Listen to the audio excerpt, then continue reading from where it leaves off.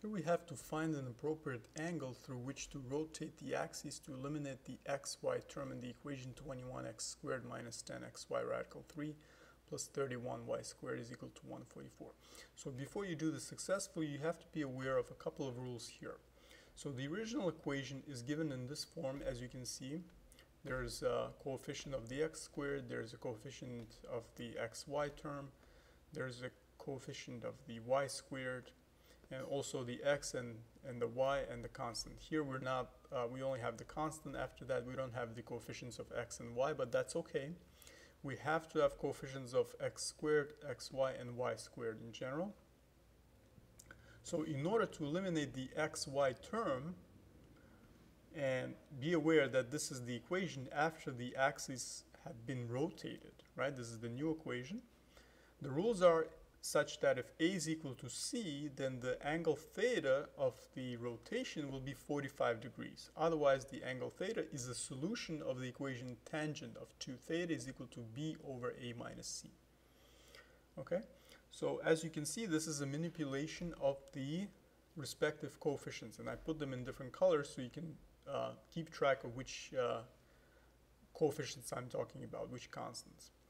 Okay, so be aware that when it comes to rotation of the axes, we're not shifting the curve in question or any function in question. We're just shifting the axes, right? So the curve is in one place, but the axes are shifted. That's why you will have a different equation. Okay, so the curve will stay the same, whereas the axes will shift or be rotated through angle theta, and we have to find that angle in this question. Okay, so let's compare the coefficients. So a, b, and c. So the rules say if a is equal to c, then angle theta is 45. So in this case, a matches to, let's see, a matches to 21, and c matches to 31. So as you can see, a is not equal to c. So we can say a is not equal to c in this case, right? Because they're different numbers. 31 and 21 are not the same. Thus, we have to use the second condition, such that the theta is the solution of the equation. All right, so let's put tangent of 2 theta. Tangent of 2 theta is equal to b divided by a minus c. Now, what is the b value? The b value is minus 10 radical 3, all right? So I'm just going to put that down here. B is equal to negative. Don't forget there's a negative here because we're talking about adding the b. Adding the minus 10 is keeping the negative, right? It's there. Minus 10. And don't forget radical 3, because radical 3 is still a number, right? It's not a variable, so we have to include that. Minus 10 radical 3. So now the answer is minus 10 radical 3 on this right side over a minus c. 21 minus 31. 21 minus 31. So now what happens is we get tangent of 2 theta is equal to, let's see, so the bottom turns out to be minus 10. So minus 10 divided by minus 10 is positive, right? So it's just radical 3. So now from this you can deduce that you can solve for this as being the angle itself. 2 theta is an angle itself, right? So we can say that 2 theta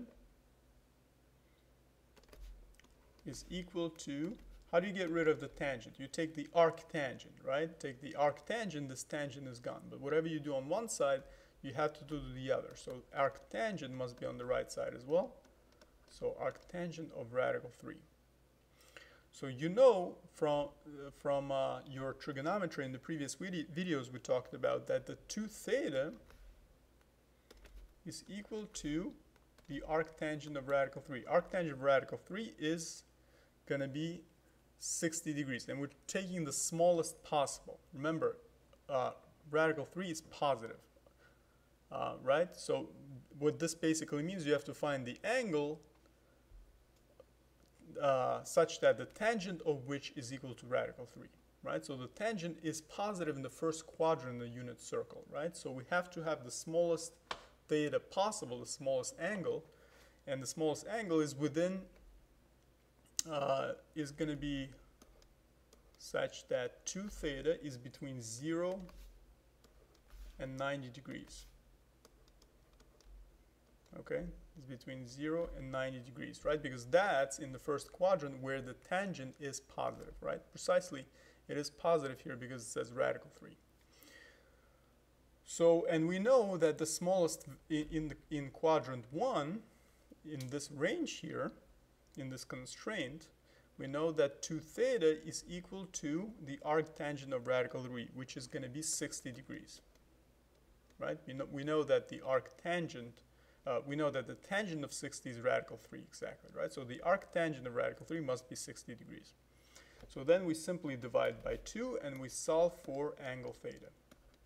Divide both sides by 2, and theta is equal to 30 degrees. So the answer is, in this problem, 30 degrees.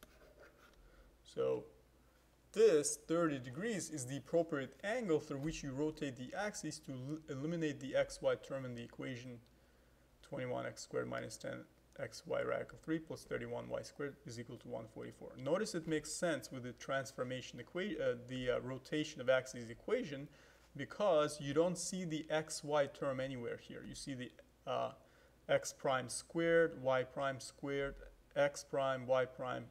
Right? In this case, we didn't have x and y, so we're not looking into the x prime, y prime, but we will have the f, the constant doesn't change, but the x prime squared and y prime squared do change, but there's no xy term. As you can see, there's no x prime, y prime term. Right? So this is exactly what we're trying to find. We're trying to find an angle theta, which we already found to be 30 degrees, that appropriately eliminates the xy term, such that you don't see it here. You don't see x prime, y prime being multiplied anywhere in any term. All right, so I hope this was helpful. Thanks for watching, and I'll see you in the next video.